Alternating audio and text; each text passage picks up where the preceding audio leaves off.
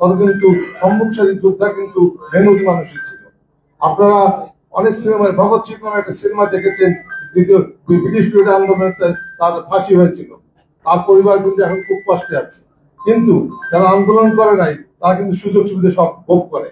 বন্ধুগণ, আপনারা জানেন 71 সালে যারা আন্দোলন করেছে, মুক্তিযুদ্ধ করেছে, যে ব্যাপারে আমাদের সিনিয়র প্রেসিডেন্ট এবং যুগ্ম আহ্বায়ক, বর্তমান কমিটির যুগ্ম আহ্বায়ক, সিনিয়র যুগ্ম আহ্বায়ক বক্তব্য দিয়েছে, তার সাথে আমি একমত পোষণ করে বলছি, তখন যারা যুদ্ধে গিয়েছিল তারা কিন্তু শ্রমিক শ্রেণী, কৃষক শ্রেণী, মেহনতি মানুষ, ছাত্র জনতা। এবং আপনারা দেখবেন কোন একটা নেতার ছেলে কিন্তু মৃত্যুবরণ করে নাই বা আহত হয় নাই, কিন্তু সুযোগ সুবিধা সব নিয়েছে। এমনও মুক্তিযুদ্ধ আছে যারা কোনো কিছু সুযোগ নেয় নাই, ভাতও পায় নাই, মারা গেছে। কিন্তু যারা ভুয়া মুক্তিযুদ্ধ হয়েছে, যারা কালা ভুয়া মুক্তিযুদ্ধ হয়েছে, যারা চালাক, ওই 20% লোক যারা অসৎ উদ্দেশ্য হয়েছে, তাদের ছেলেমেয়েরা কিন্তু সব সুযোগ সুবিধা নিয়েছে। আর 90 আন্দোলন যারা মারা গেছে তারা কিন্তু কিছু পায় নাই। 90 আন্দোলনে একটা চুক্তি হয়েছিল, সেই চুক্তি কিন্তু শেষ পর্যন্ত তিন জোটের চুক্তি বাস্তবায়ন হয় নাই। যখন যে ক্ষমতায় যায় সবকিছু ভুলে যায়। বিগত সরকার পরপর 3বার নির্বাচন করে ক্ষমতায় গিয়েছে, কিন্তু জনগণের স্বার্থে কাজ যা করেছে তার থেকে বেশি নিজেদের স্বার্থ দেখেছে। বন্ধুগণ, যে জুলাই আন্দোলন হলো, এই জুলাই আন্দোলনে একটা ইস্যু নিয়ে আন্দোলন শুরু হয়েছিল, কি বৈষম্য বিরোধী আন্দোলন।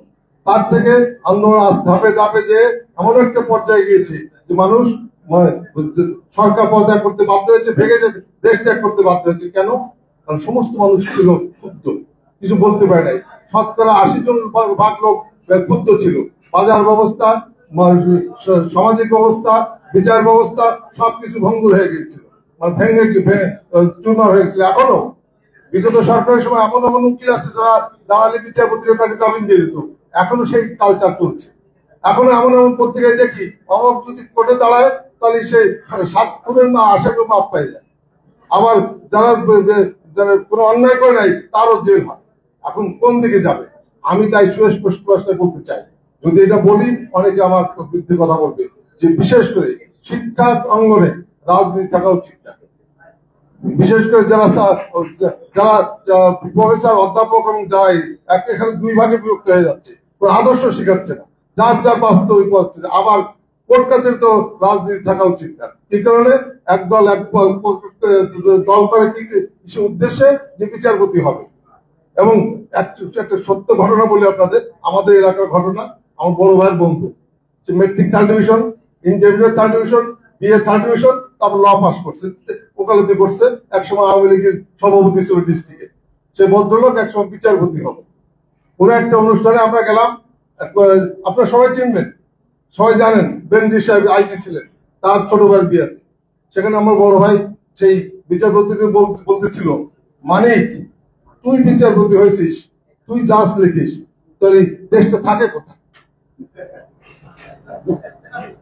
আপনি বলেন, matric 3rd division, intermediate 3rd division, BA 3rd division, law pass করছে, তুই যে ইংলিশে লিখিস না বাংলায় লিখিস রায়?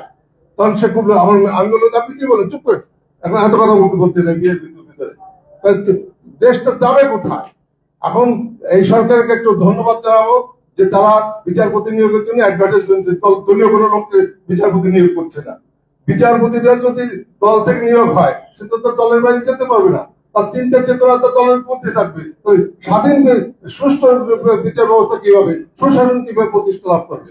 আরেকটা জিনিস না বললেও নয়, মব জাস্টিস, যেটা আমাদের আমার বক্তব্য বলেছি, সবাই বলেছে, মব জাস্টিস যা শুরু হয়েছে, এটা যদি প্রতিহত না করা যায়, এখনই বন্ধ না করা যায়, দেশের জন্য মানে খুব ন্যাক্কারজনক অমঙ্গল হবে। মানুষ শুধু শুধু 5-6 জন মিলে একজনের সাথে শত্রুতা আছে, তাকে অ্যাটাক করবে, একটা ইস্যু বানিয়ে, এটা বন্ধ করা উচিত।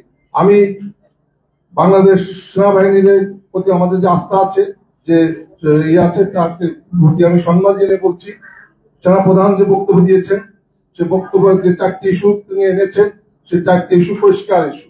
একটা হলো ডিসেম্বরের ভিতরে নির্বাচন, একটা হচ্ছে আপনার কোর্টের ব্যাপার, আরেকটা হচ্ছে মানবিক করিডোর, আরেকটা হচ্ছে মব জাস্টিস। তিনি স্পষ্ট ভাষায় বলেছেন, মব জাস্টিসকে আমরা বন্ধ করতে চাই, কঠিন হতে দমন করতে চাই। আমি তাকে আমার দল এবং আমার পক্ষ থেকে অভিনন্দন জানাই। অন্তত আর 3টে পরে আগে মব জাস্টিস বন্ধ করুন।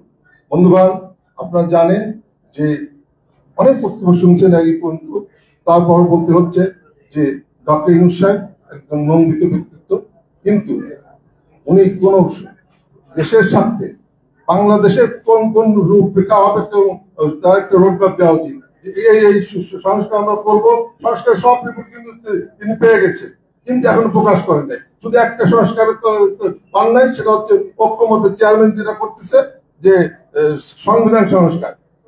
যদি উনি বিপ্লবী সরকার করতেন তাহলে সংবিধান সংস্কার করতেন, সংবিধান বাদ দিতেন, ছুড়ে ফেলতেন, কোনো আপত্তি ছিল না। কিন্তু উনি কিন্তু বিপ্লবী সরকার করেন নাই, মানে জাতীয় সরকারও করেন নাই। উনি কি একটা অন্তর্বর্তীকালীন সরকার, ওনার এত ক্ষমতা নাই যে উনি করবেন। উনি বিপ্লবের মাধ্যমে এসেছেন, আন্দোলনের মাধ্যমে এসেছেন, কিন্তু উনি বিপ্লবী সরকার করেন নাই। ওনার উচিত ছিল এই সময় বিপ্লবী সরকার করা অথবা জাতীয় সরকার করা, তাহলে উনি সমস্ত আলোচনা করতে পারতেন এবং বন্ধ করতে পারতেন। আপনারা জানেন এখন যে কোর্টের বিচার ব্যবস্থা চলছে, কোর্ট নিয়ে আমার কোনো কথা বলা উচিত না, তারপরে বলতে হচ্ছে যে এখানে মানে যত লোক আসামি ছিল জেলে সবাই মুক্তি পেয়েছে, মানে জামিন পেয়ে গেছে এবং চলে গেছে। আবার তাদের ধরতেছে কি কারণে? আপনারা দেখেছেন কিছুদিন আগে 2 জন শীর্ষ সন্ত্রাসীকে অ্যারেস্ট করেছে কুষ্টিয়াতে, আর্মিরা যৌথ বাহিনী। আর আরেকটা মানে প্রতারণার শ্রেষ্ঠ প্রতারণা করছে বাংলাদেশের সাথে, কি ডেস্টিনিয়ার কি নাম, ডেস্টিনি রবিকুল আহমদ, উনি জেলে ছিলেন। উনি নিজের মুখে বলছেন যে ভাই সবাই তো বেরোয় যাচ্ছে, আমি তো বেরোচ্ছি, আপনি তো রাজনীতি করেন, রাজনীতি করলে আপনি বিরোধী করতেন। Immigration to Canada. We provide the best quality service and solution for Canada immigration. Please visit our website and contact for details.